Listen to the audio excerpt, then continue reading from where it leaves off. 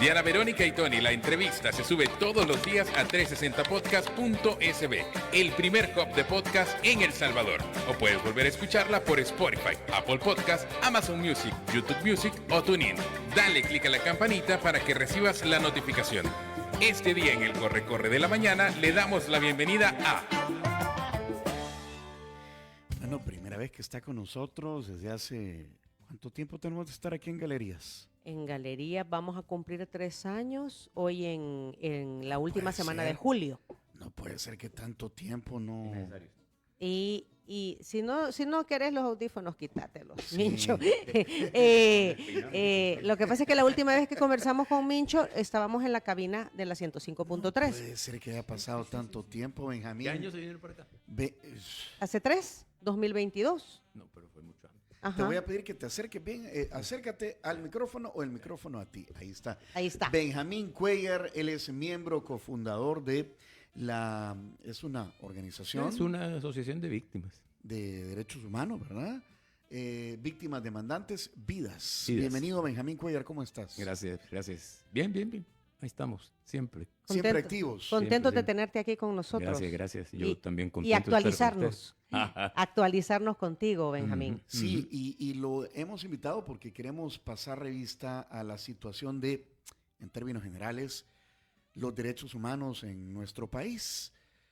Si viene un extranjero, un gringo, y te pregunta, Mincho, Ujú. ¿cuál es la situación de los derechos humanos en El Salvador hoy, 14 de mayo? ¿Qué le responderías? Le tendría que explicar un montón de historia, y a ustedes creo que también, porque no lo vivieron, yo sí lo viví. Estamos en una situación similar a la época del general Fidel Sánchez Hernández y el coronel Arturo Armando Molina. 70s. 67 al 77, una década, ¿sí? ¿Por qué? Porque en ese tiempo la Fuerza Armada era vista como lo máximo que había. Cuando supuestamente regresó victoriosa de Honduras, ¿verdad? Cosa que no fue cierto, no fue ninguna victoria, ¿verdad? Y la OEA paró la guerrita esa, que produjo La famosa muertes. guerra del fútbol. Sí, que no fue del fútbol, fue las oligarquías y burguesías por peleas de intereses de poder. Y en El Salvador estaba copando en el mercado común centroamericano. Entonces El Salvador, los dueños de El Salvador eran más agresivos que el resto de los de Centroamérica. Entonces se armó esa guerra, se le puso alguien dijo que había sido por el fútbol, cosa que no fue cierto. Y cuando regresaron las tropas, yo lo tengo presente, por eso les digo, ustedes no se acuerdan, el desfile del ejército salvadoreño. Las calles estaban inundadas desde El Salvador del Mundo hasta el palacio, hasta el centro, de gente con ejército victorioso, carteles, que ejército victorioso, que viva la Fuerza Armada, que etcétera, etcétera. Así está ahora la Fuerza Armada, o así ha estado. No sé si ahora está así, porque me llama la atención que no hayan organizado ningún desfile para el Día del Soldado, que es el 7 o el 8 de mayo. 7 de mayo. No Ujú. hubo nada, ¿verdad? Así está porque ganó, entre comillas, la guerra contra las maras, ¿verdad? Entonces, pero menos de 3 años después del desfile ese que les menciono, en julio de 1969, estaban perdiendo las elecciones en 1972 el partido de los militares, ¿sí? Entonces hubo un fraude electoral. Y eso fue lo que empezó a hacer que se descartara la vía electoral, ¿verdad? Para pasar a la guerra, ¿verdad? A la vía de la violenta. Entonces yo miro similar esa situación. Ya hubo un fraude electoral, ¿verdad? Porque lo que hubo en las elecciones pasadas, no estoy hablando de la inconstitucionalidad de la reelección. Hubo un fraude electoral que empezó a trabajarse desde que se toma Bukele con la policía y con el ejército la Asamblea Legislativa. ¿Por qué? Porque eso era para preparar el camino, lograr el control de la Asamblea Legislativa y hacer todo lo que hizo, ¿verdad? Apoderarse de todas las instituciones del Estado y manejar Tribunal Supremo Electoral, Ministerio Público. Cuando digo Ministerio Público no estoy hablando solo de la Fiscalía General de la República, también de la Procuraduría General de la República y de la Procuraduría para la Defensa de los Derechos Humanos. Y el sistema de justicia, el Instituto de Acceso a la Información Pública, o sea, todo. Entonces, hace la movida para prepara el camino para la reelección, cuando la Sala de lo Constitucional se saca de la manga una resolución, que no es ni una resolución, porque no era eso lo que le estaban pidiendo en la demanda que le presentaron, y dice que se puede reelegir. Entonces, ese fraude ya se dio, pero para más o menos ubicarnos en el tiempo, ¿y por qué comparo yo eso? Es porque, ¿qué es lo que va a pasar en las elecciones del 2029? ¿Verdad? Si va a querer ir él nuevamente, si va a poner algún familiar, ¿verdad? Porque si pone a otro, creo que no va, ¿no? Así como están las condiciones, porque ahí hay que sumar también las condiciones objetivas de la gente. La Sala de lo Constitucional sobre ese tema era una vez, no es que se podía reelegir. Pero si ya lo hicieron una vez, lo pueden hacer las Sí, tú veces lo que dices, quieran. puede haber una nueva interpretación. por eso, Exacto. Lo que dice es lo mismo que pasó que con Hernández Martínez en Lo 1930. que estás diciendo es que la historia es cíclica. Y se está Se repitiendo. está repitiendo, pero con distintos O se estaría personajes. repitiendo. La rueda de la historia de El Salvador, yo lo he dicho desde siempre, y eso se me ocurrió allá en Viena, que en el documento que sacaron al final la ponían como la frase final. O sea, la rueda de la historia en El Salvador se mueve, pero no avanza. O sea, se mueve en el mismo lugar. Porque el eje que tiene es la impunidad. Entonces hay momentos que estamos arriba. Hace más de 30 años, El Salvador era el ejemplo para el mundo. ¿Se acuerdan? Eso sí se acuerdan ustedes. Con la firma de los El acuerdos de fin paz. de la guerra, ¿verdad? Ujú. Y la firma a través de los O acuerdos sea, de paz. se presentó como un gran logro Sí. de Naciones Unidas. Sí, era el único que tenía. Sí. El único que he tenido. Sí, a mí me dijo Pues ahorita Naciones Unidas está. Álvaro de Soto, así estaba también en aquel tiempo. Ajá. Álvaro de Soto me dijo en una reunión que tuvimos, yo era director Álvaro de del IDUC, Soto fue el delegado el peruano delegado especial personal del De secretario general. inicialmente de Javier Pérez de Cuellar, que era peruano también. No, sí hubo una invasión de peruanos. Aquí Diego García Bueno, estuvo, Sayán, Manuel Rodríguez. Marra Goulding también, me acuerdo. Marra Goulding era europeo, Sí. pero él vino por lo de la creación del Grupo Conjunto para la investigación de grupos de armados ilegales y ajá, todo eso, sí. ¿verdad? En la guerra. Álvaro de Soto. Ajá. Álvaro de Soto era peruano, delegado personal de Javier Pérez de Cuellar primero y de Brutus Gali después, que sustituía a Javier Pérez de Cuellar. Javier Pérez de Cuellar lo último que hizo fue la firma del acuerdo en Nueva York, de los acuerdos de Nueva York, el 31 de diciembre. De diciembre, que Entonces, culminaba su periodo. Incluso ¿verdad? dicen que hay Ajá. una leyenda ahí que atrasaron Que el atrasaron reloj el para reloj. que, Sí, para que en realidad todavía fue en la fuera- madrugada del día siguiente. Ajá. O sea, él ya no era secretario general, Ya pero, no era, pero atrasaron al el- llegue. ¿A dónde he escuchado eso? Al llegue. Vaya. Y entonces se firmó y El Salvador era el modelo. Y entonces Álvaro de Soto, en una reunión que estábamos, yo estaba, creo que, reclamando ahí, denunciando, creo que era... No te creo que estaba reclamando, Benjamín. Algo. Había un alemán de la misión de Naciones Unidas, de la Dirección de Derechos Humanos, la División de Derechos Humanos se llamaba, que lo agarró la policía, ¿verdad? Porque andaba investigando. Y incluso lo torturó. No le digo que le puso la capucha, pero hubo tortura psicológica, hubo tortura incluso física. Entonces yo le estaba reclamando a Álvaro de Soto que por qué no se denunciaba eso, por qué no se denunciaba. Y fíjense, perdón, si se hubieran denunciado esas cosas desde el principio, hubiera podido caminar mejor el proceso de pacificación, porque hubiera sido cortando de raíz, de entrada, los males que después nos tienen como estamos ahora, ¿verdad? Uno de esos, por eso decía yo, el eje de la rueda es la impunidad. Entonces yo le reclamé, y ¿saben lo que me dijo? Me dijo, mira, Benjamín, me dijo todo, con El Salvador, con el proceso de El Salvador, no te metas, porque es el rubí en la corona de Naciones Unidas. Vaya, pero hoy... No tenían otra cosa de qué saludos al presumir. doctor Oscar Picardo en una conversación que tuvimos justo ahí donde está sentado. Hace varios meses nos hablaba sobre el metarrelato o la posverdad de una narrativa actual que a todo eso que tú estás hablando hoy, cuando era el rubí de la corona de Naciones Unidas. de Naciones Unidas, ahora es el relato es pacto de corruptos. Eso a mí no me gusta llamarlo así porque en Guatemala es que se inventaron eso, ¿verdad? Del pacto de corruptos. No, es un proyecto de una familia, ¿verdad? La familia Bukele, lo que estamos viviendo ahorita. O sea, es consecuencia, sí, de lo mal que se hicieron algunas cosas, ¿verdad? Y a mí me pidieron una vez que escribiera un artículo para un periódico digital mexicano y el título era sugerente, ¿verdad? ¿Cómo y cuándo se jodió mi país? Era para los 30 años de la firma del acuerdo de Chapultepec. Un poco porque en México se había firmado y todo. Entonces, y yo digo, en 1993 se jodió El Salvador. ¿Por qué? Por tres cosas. 3 disparos al corazón del proceso de pacificación salvadoreño, porque era un proceso de pacificación, no era que la paz había llegado porque se cayeron los fusiles.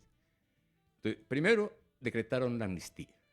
Entonces, con eso, en lugar de superar la impunidad, que era como habían titulado el artículo, el numeral 5 del capítulo 1 sobre la Fuerza Armada del Acuerdo de Chapultepec, ¿verdad? Era superación de la impunidad. Y ahí se hablaba que los casos que la Comisión de la Verdad conociera, que tenían que ser casos que habían impactado al mundo, ¿verdad? Por graves violaciones de derechos humanos, crímenes de guerra, delitos contra la humanidad, tenían que pasar a los tribunales para que se ejerciera la función ejemplarizante de la justicia. O sea, era decirle a la gente y al mundo, miren, de ahora en adelante en El Salvador ya no hay nadie que pueda hacer lo que quiera, ¿verdad? Sin que se reciba el castigo correspondiente, ¿sí? Segundo, eso Pero fue se aprobó la ley de amnistía. el 20 de marzo. Ajá. Duró más de 23 años.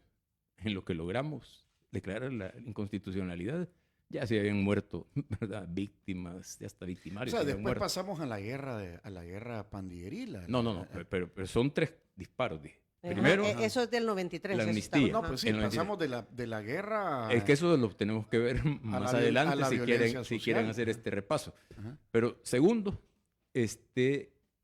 se saca el ejército el 16 de julio de 1993, o sea, año y medio después exacto de la firma del acuerdo de Chapultepec, sacan el ejército, ¿verdad? Con el pretexto de que la delincuencia estaba disparada.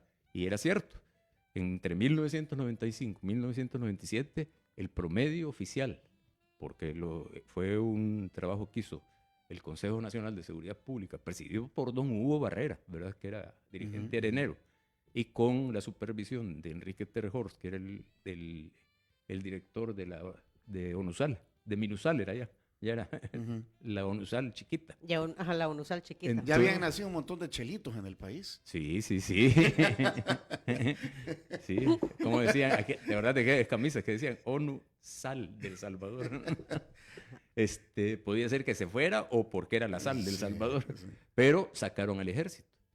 Pero ese fue Francisco Flores. No, Cristiani. no, Cristiani. Cristiani. Es que fue Era la época, 95, dijiste. es que ese por es ahí. el problema que no estamos viendo, porque ya dijiste, se está repitiendo la historia. Por eso yo digo, la rueda de la historia da vueltas en el mismo lugar.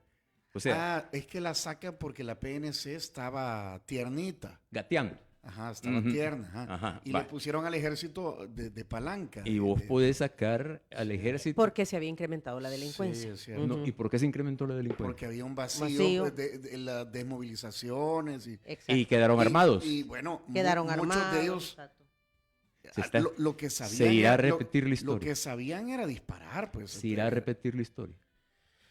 En esta otra guerra que acaban de ganar, dice.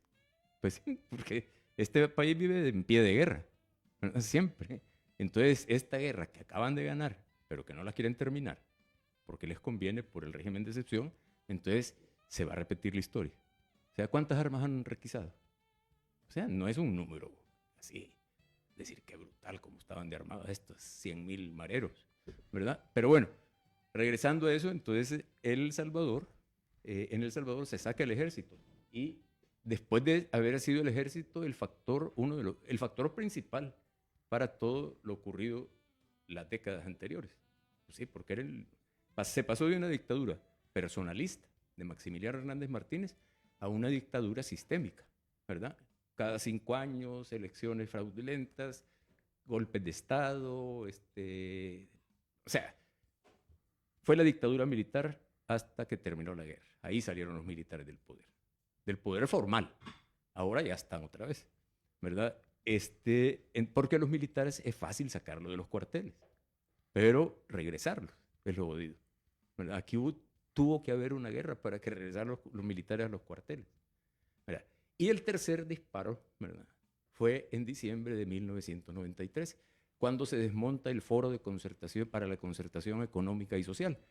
Entonces hay impunidad, o sea, en contra de la justicia, ¿verdad? Militarización de la seguridad pública en contra de una policía fortalecida científicamente, con laboratorio de investigación, con inteligencia, etcétera, etcétera, para que a estas alturas no tuviéramos que estar metiendo en Comasagua hace 3 años, cuando empezó el régimen de excepción, 2.000 soldados para capturar a 2 tipos, cuando lo pudo haber hecho un par de detectives con un laboratorio y un trabajo de inteligencia tranquilamente. Entonces, y el Foro de Concertación Económica y Social era para paliar, y así decía el acuerdo de Chapultepec, para paliar los efectos del ajuste estructural, o sea, del modelo neoliberal que se estaba imponiendo. Pero entonces, esas 3 cosas le están sirviendo ahora a Bukele. O sea, la impunidad, el ejército y el modelo económico. O sea, hay quien ha caracterizado esta fase del modelo neoliberal en El Salvador como un neoliberalismo salvaje, ¿verdad? Que es lo que está bien.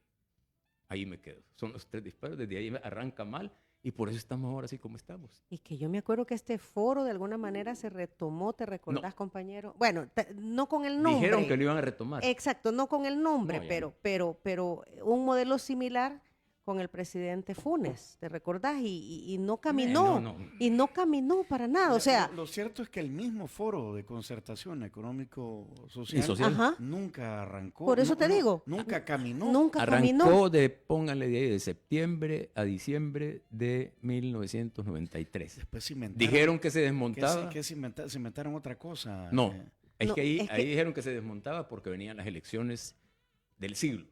Las de 1994. ¿Por qué? Porque eran generales, o sea, presidenciales, legislativas, municipales, y por primera vez iba a participar el exguerrilla. Entonces eran las del siglo. Entonces dijeron, miren, mejor paremos un rato. Paremos a ver quién queda. Empezamos después de las elecciones. Nunca volvieron a manejar eso. Rubén Zamora ahí. Era Rubén Zamora con Chico Lima. Con Francisco Lima, exacto, exacto. Y que el FMLN tenía las de perder. O sea, ahí fue una gran regada del FMLN, pero como el FMLN, la dirigencia, estoy hablando del FMLN, entregó las armas y los ideales también, ¿verdad? O sea, solo eran las armas, pero también entregaron los ideales. Vamos a hacer una pausa. Yo estoy casi seguro que todo lo que estás hablando, Benjamín, para cipotes como por ejemplo nuestro compañero colaborador Walter Moreno. Ni idea. Ni idea. Exacto. Ni idea de esa historia reciente de nuestro país. Bueno, si nosotros estábamos chiquitos cuando empezó con todo esto Benjamín en 1969. Sí, ¿no? Yo tengo memoria histórica desde 1960, cuando no, por 4 años vi entrar a mi papá, secretario general de la Universidad de El Salvador, con el brazo quebrado, ¿verdad?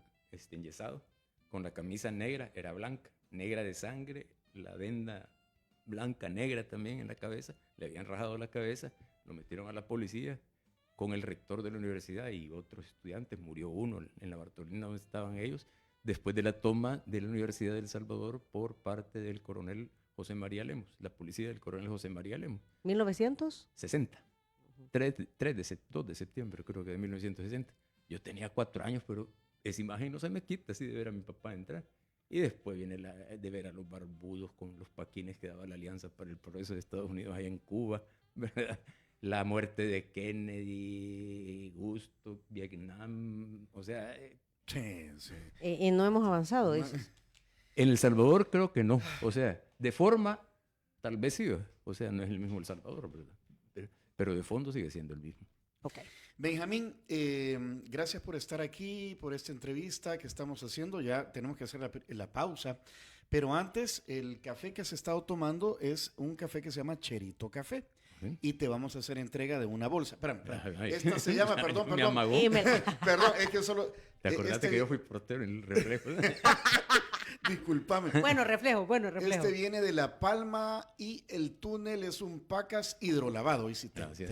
Bueno, ahí está el Cherito Café, café oficial en Diana Verónica y Tony. Usted los puede contactar en @cheritocafé.sb si quiere comprar. Hablando del pasado, el Cherito era el único carro que han fabricado en El Salvador. Ahí está. Pues ese carro está... no, es un Cherito ¿Ah, sí? que lo han hecho Coffee Shop y está en Bolengo Plaza. aquí en San Benito. nombre. A veces se lo llevan al Zonte, siempre digo eso, ¿verdad? Está restaurado. Restaurado. Va, ese es un Todavía chedito arranca, pues. restaurado. Todavía arranca. Ajá. Todavía se mueve, sí, se levanta el zonte. Y ahí lo encontrás en Bolengo Plaza. Pero el Cherito Café también los venden en las tiendas Tengo, que están en varios centros comerciales, y allá en San Miguel, en la tienda El Suc, que está en el lobby del Hotel Trópico Inn. También decía en sus redes sociales, @cheritocafé.sb. Como siempre, aquí hay desayuno gracias a San Martín. Comparte con la familia la gran variedad del toast que San Martín tiene este mes. Encuentra combinaciones con aguacate y claras de huevo, frijoles y huevos, hummus de aguacate, de prosciutto, aguacate y champiñones. Disponible en todos los restaurantes San Martín desde las 6:30 de la mañana. Y vino con las amigas de Línea Rosa, servicio de transporte que es conducido por mujeres. Le da seguridad, comodidad, 24/7. Contáctelas en WhatsApp 62004491 y a través de Línea Rosa App. Breve pausa. Mira, solo quiero contar esto que nos lo manda Mauricio Llanes. Grúa con desperfectos en el desvío de la 49, un auto gris parado en la cima del paso a desnivel y un camioncito detenido frente a la boca. Todo de oriente a poniente. Mucho tráfico entonces en la zona de los próceres. Así y es. la 49. 8:32, ya volvemos.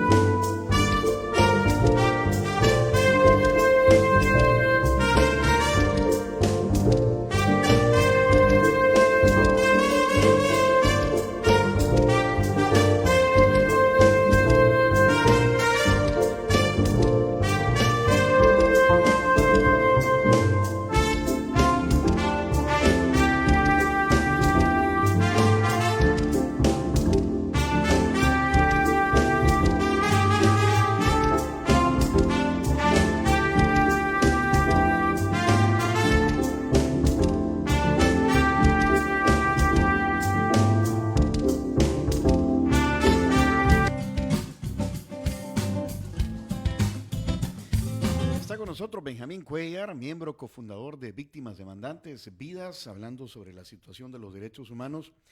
Y han pasado, vaya, digamos, algunas cosas. El caso de Kilmar Ábrego. Ábrego, Ábrego, ¿verdad? Ujú, ujú. los venezolanos que han llegado al SECOT, que los han enviado desde los Estados Unidos.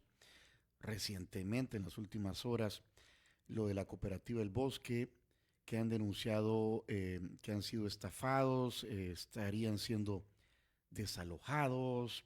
Ujú. Está Están el tema de siendo los... desalojar sus tierras aparentemente en una estafa que han sufrido esta Sí, familia, ¿verdad? pero Y son lo- al menos 300 pero, familias. pero hay una orden judicial, Ujú. ¿verdad? Significa que esto ya se ventiló en sede judicial.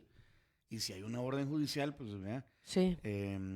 Está Como el se tema, se ha apelado a las resoluciones judiciales, hay la- un ir y venir. la mesa de los transportistas también están pidiendo, vaya, Clemencia. clemencia porque consideran que los arrestos de algunos de sus integrantes son injustos. Que son propietarios de las concesiones de líneas de buses. Ajá. ¿Verdad? Se habían capturado, si no mal recuerdo, 14. Hay una procuradora para la defensa de los derechos humanos que Ay. no, Ajá. está nombrada. No sé, no me sé. imagino que ahorita va a llegar a su oficina a trabajar, ¿verdad? Pero no, vaya, hay distintas... La primera reunión que tuvo, incluso antes de tomar posesión, ahora que la nombraron por segunda vez, a la señora esta, ¿verdad? Fue en casa presidencial con Bukele y con todo el gabinete de seguridad, regañándole y dándole órdenes.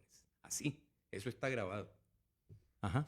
Vaya, entonces, todas estas situaciones están ahí, son parte de las noticias que estamos viendo, observando y también dando las noticias, ¿verdad? ¿Qué opinas sobre todo esto, Benjamín? Como decía, ya no abundo en eso, pero estamos viviendo la misma historia, ¿verdad? De formas diferentes, pero con el fondo igual. Entonces, ahorita vamos camino, si no se hace algo, ¿verdad? Y eso lo tiene que hacer la gente, ¿verdad? Camino a el mismo precipicio, ¿verdad? Al que ya hemos caído varias veces. Estamos a punto de cumplir un siglo de la matanza de 1932 y ahí no ha habido justicia. Ahí fueron los primeros desaparecidos que hay registro en la Corte Suprema de Justicia. Hay una demanda de amparo que la pasaron sí, de amparo, ¿ves? Pero entonces estamos repitiendo la historia. Yo quiero arrancar, no tan como me fui tan lejos, al 14 de abril de este año. La reunión en la Casa Blanca, en el Salón Oval de Bukele con Trump. Ahí lo que más ha llamado la atención, al punto que hasta el Papa ha retuiteado, ¿verdad? Un tuit del obispo auxiliar de Washington, que es el salvadoreño, nacido en Chalatenango, Evelio Mengíbar, ¿verdad? Obispo auxiliar de Washington, que le puso ahí a Trump y a Bukele. No ven el sufrimiento, no les preocupa su conciencia.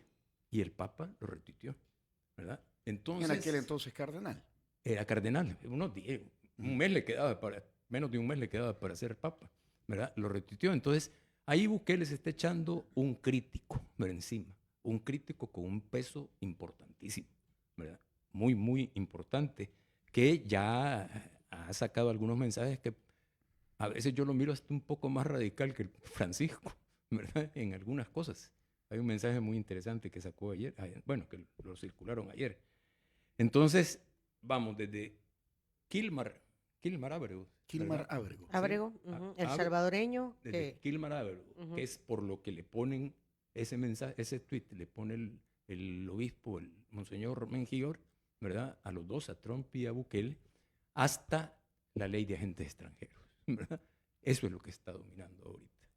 La ley de agentes extranjeros es para terminar de hundir a las organizaciones que muchas veces se vuelven las protagonistas, ¿verdad? Pero para mí no deberían de ser las protagonistas principales, sino las herramientas de quienes tienen que ser las protagonistas principales, las víctimas de las violaciones de sus derechos. Por eso es que el escenario de antenoche ahí con la policía militar tiene para mí varias lecturas, perdón. Las dos principales, creo yo, es que uno, se ocupó la policía militar. ¿Qué es la policía militar? Yo me preguntaba ayer, ¿desde cuándo hay policía militar en El Salvador? Porque la Constitución lo que plantea es que hay una policía Nacional civil, ¿verdad? Encargada de garantizar la seguridad con respeto a los derechos humanos, etcétera, La etcétera. seguridad al Y interior. separada de la Fuerza Armada. Pertenecen a dos ministerios diferentes, ¿sí? Eso está en la Constitución. Entonces me contestaron algo que yo ya sabía. Policía militar sí hay, ¿verdad? Pero según el artículo 68 de la Ley Orgánica de la Fuerza Armada de El Salvador, ¿verdad? Es la dependencia que está dentro de la Fuerza Armada para ser el órgano auxiliar de la justicia militar. O sea, una especie de policía investigando delitos, no para estar enfrente de la gente armada como que fuera la UMO, la unidad de mantenimiento del orden. Con cascos, con chalecos, Eso no les corresponde a ellos. Por eso está la UMO. Si hubiera habido desórdenes públicos, Benjamín, que no hubo desórdenes públicos. El argumento del presidente en el tweet, en su comunicación, no sé si... Perdón, de Bukele, porque para mí no es el presidente. Es inconstitucional. Bueno, el presidente pero, Bukele. Pero se respeta el cargo. No respetó la Constitución para estar No, te digo, para efectos de comunicación. Usted sí, yo no. Yo solo aclaro. El argumento es que hay injerencia extranjera, de que este tipo de protestas hay un andamiaje creado para movilizar a propósito a estas personas y llevarlas a una colonia privada y ejercer esta protesta y todo lo demás. Entonces dice, bueno, de ahí me agarro para impulsar o revivir un dictamen de la ley de agentes extranjeros para evitar injerencia extranjera en la política nacional. Si yo fuera el que manejara desde fuera con los fondos que les dono a las organizaciones que dice que son manejadas por agentes extranjeros, yo la protesta lo hubiera organizado. Si la quería organizar contra Bukele, no en los sueños, que me imagino que se ve en las imágenes que estaba en la carretera, y me imagino que la residencia de Bukele debe estar bien metida y bien custodiada. O sea, no creo que estaban enfrente de la residencia. No, es enfrente de la residencial, del ingreso de la a la residencial. Correcto, exacto. sí, pero él en el tuit pone que se van a poner enfrente. No, ni siquiera llegaron, Benjamín. Sí, estaban no. en Comasagua, que es de estaban donde en la entrada de Nuevo Cuscatlán. Ajá.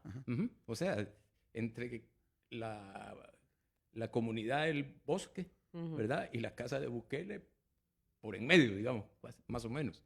Entonces, yo, si hubiera sido agente extranjero con una agenda manipulando a la gente, yo a esa gente le hubiera puesto a que fuera a protestar enfrente del terreno en la área protegida, en la playa que adquirió Bukele. Entre los 10 millones de propiedades que ha comprado, que ha invertido para comprar propiedades, perdón, ahí hubiera ido a poner a la gente protestando. No, hombre, la gente legítimamente, ¿verdad?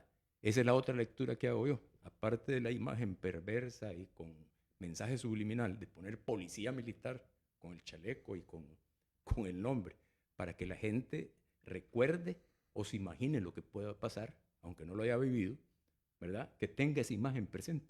Esa policía no tenía que haber estado ahí, porque no es la Policía Nacional Civil, es la Fuerza Armada. Entonces, ese es el primer mensaje. Y el segundo, que yo creo que hay que tenerlo en cuenta, es precisamente el de revivir la ley de agentes extranjeros para ahorcar todavía mucho más las posibilidades de protesta social en una mente que cree que la gente se mueve porque el donante Soros, que ya no entra, Bukele entiendo yo que ha prohibido donaciones de Soros aquí a El Salvador, y de USAID, la cooperación gringa, que tampoco existe ya, ¿verdad? Pero a la gente lo que lo mueve, lo que la movió antes y la que la mueve ahora es la violación de sus derechos económicos, sociales, culturales, y se vienen asomando, ¿verdad? Ese es el otro mensaje, con ese la violación a derechos civiles y políticos, ¿verdad? Con capturas, con represión, por ahí creo yo que había que hacer la otra lectura.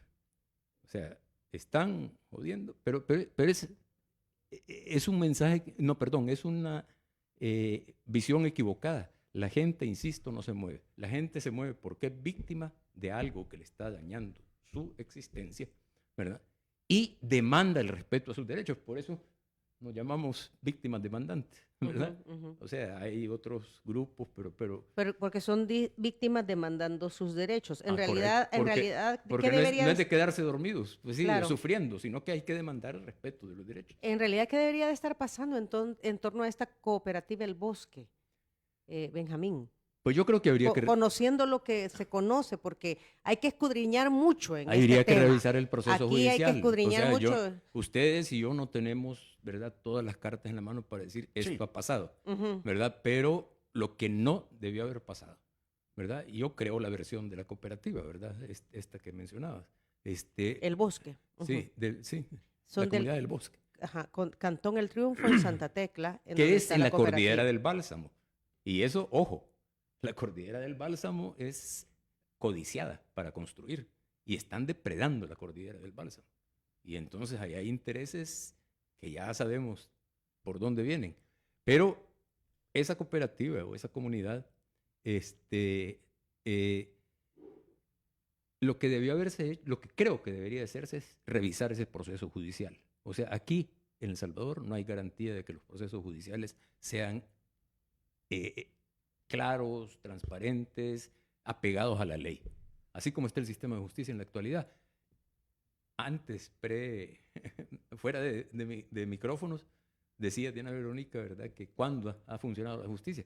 Bueno, yo te decía, ha empezado a funcionar un poco, o empezó a funcionar un poco, y la prueba para mí más importante es la declaratoria de inconstitucionalidad de la ley de amnistía. Nadie hubiera tenido el valor de hacerlo con la judicatura de antes, y mucho menos con la de ahora. Pero para eso Bukele desmontó todo la cabeza, ¿verdad?, la sala de lo constitucional, y toda la Corte Suprema de Justicia la acomodó a sus intereses y toda la judicatura. Entonces, realmente estamos en un país en el cual, insisto, las condiciones que se están viendo, ¿verdad?, no asomando, sino que ya viendo, son condiciones que anuncian otro probable conflicto, ¿verdad? Ya existe el conflicto social. Falta que existe el conflicto ya entre el poder y las víctimas demandando el respeto de sus derechos, así de manera ya abierta. Bueno, nos quedamos con esa reflexión tuya, Benjamín. Muchísimas gracias por tu visita. Son ya las 8 de la mañana con 56 minutos. Tú tienes una reunión vía Zoom a las 9, así que te vamos soltando tempranito. Si quieren volver a escuchar esa entrevista, pongan atención a lo siguiente. Si quieres volver a escuchar esta entrevista, ingresa a 360podcast.sb, el primer hub de podcasteros salvadoreños.